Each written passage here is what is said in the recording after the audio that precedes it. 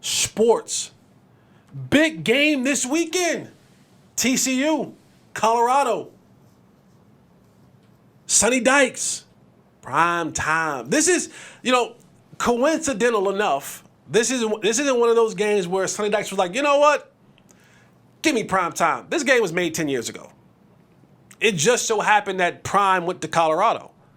They had a home and home, and TCU was up there last year. And what a year TCU had last year.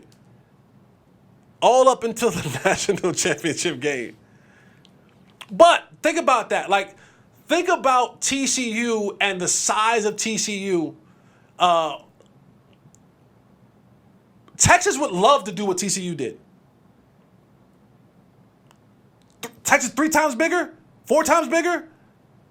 Definitely more money.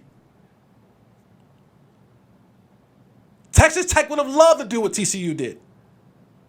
Think about all the schools in Texas. And TCU had a wonderful season. They beat Michigan in the Fiesta Bowl, and then they just ran into dogs. Literally dogs. The Georgia Bulldogs. They just ran into they ran into something that they didn't matter. It didn't matter. Georgia was on a they were destined. And they got dog walked. But it doesn't take away from what they were.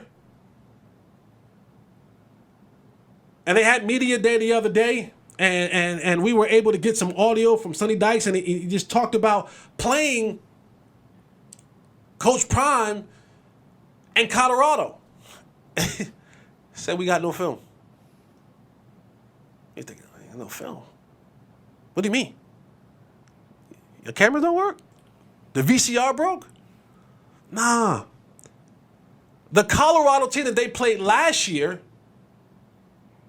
that wasn't under the coaching of Deion Sanders, 51 transfers. 51. 51 dudes who were not on that football team last year is now currently on that football team. Some of them from Jackson State, where Coach Prime came from. Notably, Travis Hunter, the all-world two-way guy. Notably, Shedeur Sanders, the quarterback, who some may say, if he has a good enough year, may be a first-round pick. We say Caleb Williams. We say Drake May, go Heels. We say Sam Hartman at Notre Dame, who's been in college for 56 years. Sam Hartman old as me. But you have some publications that say that Shedeur might be in that mix. I don't know. I'm not a quarterback guru. But hell yeah, let's do it. But Sonny Dykes is like, I don't know how to prepare for him. We can go back and watch some Jackson State film, maybe see some Shedeur, maybe see some Hunter. But the rest of these dudes from all over.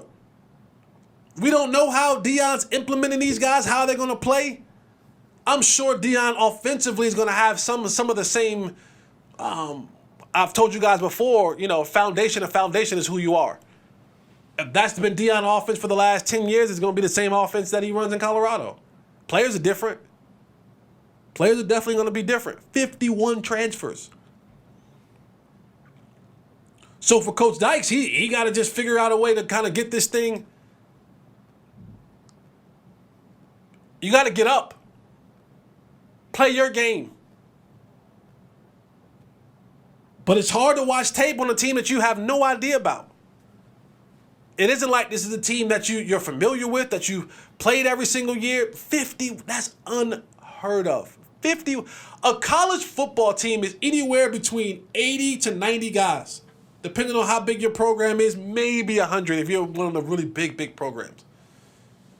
Think about having if you're a roster of 80 guys, I'm not a math major here, wasn't my strong suit. But if you're a team of 80 players and you turn over 51 of them, that's literally a new school, a new program. So I get Sonny Dykes, and this is a big game. This is a big game for TCU because they want to be able to ride the wave of what they were last year. That helps in recruiting. That helps in donations. the boosters feel like, hey, we rolling. Their checkbooks get open. Y'all see what Johnny Manziel did to A&M. Y'all see what RG3, ride down 35 to Waco. The house that RG3 built. You start winning. Donors all of a sudden get happy. Checks get written. And so a lot of those guys who were part of that team last year have that chip on their shoulder of, yeah, I know we got embarrassed against Georgia, but we want in. Run it back, Turbo. I don't know if they want to see Georgia again because that's Georgia. Georgia has found their groove. Kirby Smart and company. A lot of people said that Alabama will be back this year. Cool. In order to beat a man, you got to beat the man. But that doesn't take away that TCU can't have similar success. Maybe not the national championship game again, but what you don't want to do, you don't want to go from the rise of a national championship game to barely making a bowl game. That you got to keep that momentum going for recruiting because they'll tell you, any coach will tell you, in any state, what is the number one thing you want to do in recruiting? Win your state. I got to win my state. Now, I don't know how Texas is doing it. My really good friend and brother, Tashard Choice, is the running back coach at Texas. One of my favorite coaches of all time, Jody Camillus, is the special team coach at Texas. And I asked them both religiously, constantly, how many scholarships do y'all have? Because every single day I look up, another 5-star, how many do y'all got? But for TCU, do I beat Texas in the recruiting battle? Probably not. They pockets long. But can I win? If I can't beat Texas, I can't lose to Texas Tech. I can't lose recruits to SMU. I can't lose recruits to Oklahoma, the surrounding cities. How do you do that? You keep showing up in the college national playoff games, players want to come play for you. And this area that we sit in the DFW area is rich. Duncanville, DeSoto, Cedar Hill, Allen, McKinney, Mesquite, Alito, Melissa, you name it, the list goes on. And if I'm forgetting anybody, my bad. So there's more than enough athletes. But it's going to be a big game. It's going to be a huge game for TCU. Because you want to carry that momentum. You want to be able to say that wasn't a fluke. Because a lot of people say, hey, it's a fluke. The quarterback that ended the year wasn't even the guy who started. Y'all didn't even believe in Max Duggan to start the year. It was someone else. He got hurt. Here comes Max Duggan and the Cinderella story takes off. How do you continue to do that? It's a huge game. It's a huge game for Colorado.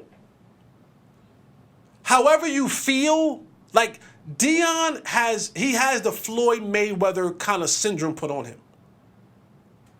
Everyone is either watching for the plane to crash or the car to crash for the triumphant victory. Those are the only two. There is no in between. There is no in between. There is no, I'm on the fence. People like Deion Sanders you're not on the fence about Deion. You love him. You hate him. You want to see him win. You want to see him lose. You want to see him blow folks out. You want to see him get the doors beat off of him. That's it. That is it. There is no in between. There is something like, you know what? I kind of like, you might have some great people about Sonny Dykes. Well, you know what? He's all right. He's okay. Don't love him. Don't hate him. Good dude. All right, yeah. Not Deion. Not Deion. And Deion has even said in an interview, he goes, man, my whole life, I've been him. And I've heard the noise and the chatter, and all I've done is prevail. To his credit, he's right.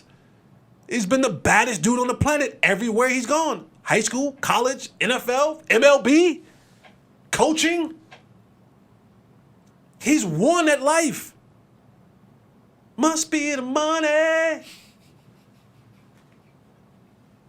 He got fine women, got successful kids, lives on a half a damn county. He got one of the best names in sports. His swag is impeccable. But you either love him or you hate him. And for Deion, you want to start that program in the right place? Because people think that, it's cool at Jackson State. You were good at Jackson State. And that's not going to translate. You're with the big boys now. This ain't a little HBCU where you can kind of just, get an athlete here or there and that be that. Nah, you with the big boys now. And I think even for this year, for Deion, if Deion gets his team bowl eligible, win. That's a win. This team was booty juice the last couple years. Trash. And if Deion can get this team to 5-6 wins and get them bowl eligible, that's a win. That's how you build a program. But folks want to see him down bad. I know they do. You hear it.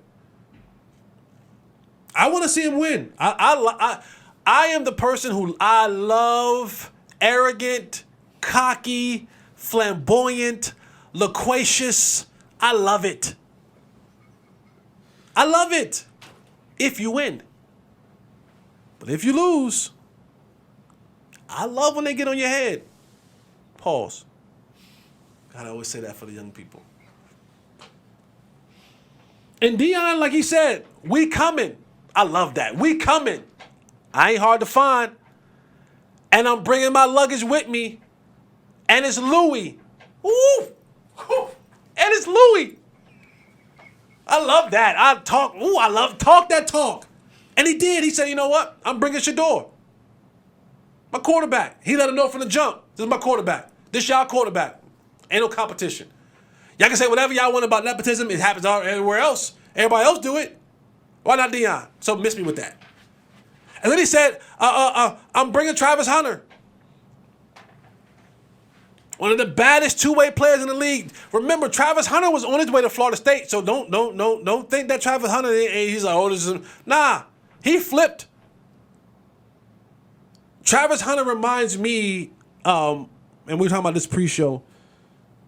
You guys remember Chris Gamble, Ohio State? He was one of those two-way guys, defense, offense, and was damn good at it. Went like number 28th in the draft in the year that he came out. That Travis Hunter has that. Travis Hunter has that ability where he can lock you up on defense, and then they call it bean. The young kids call it bean top now. I call it moss.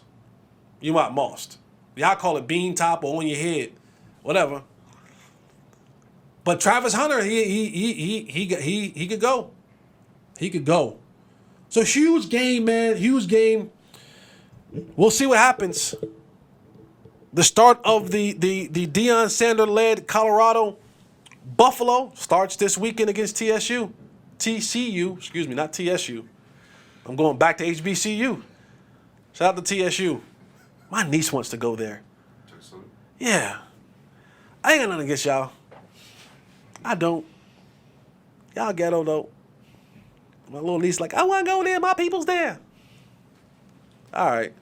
But TCU versus Colorado. It's going to be big. It's in Fort Worth, right? Yep. It's in Fort Worth. It's going to be big, man. And Deion got a lot of love around the DFW. A lot of love around the DFW. We'll see. Sonny Dykes, this is what, how do you follow up a national championship game? Despite the outcome. That's big. So Sonny Dykes, how do you follow that up?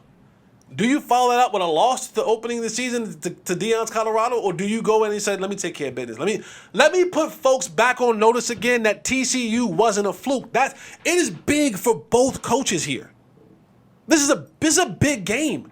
Because if Deion wins this game, it's kind of like nut drops. Like I'm letting my nuts hang. I'm here. And Deion gonna strut. And for Sonny Dykes, it's like, yo, you can't let little bro come in here and just dominate, win this game against the team that went to the national championship game last year. That's not a way. Now, how you finish is how you finish, but how you start also matters. People will look at you sideways now and say, oh, the Horned Frogs was a horn front. They were fronting. They ain't real. They ain't really real.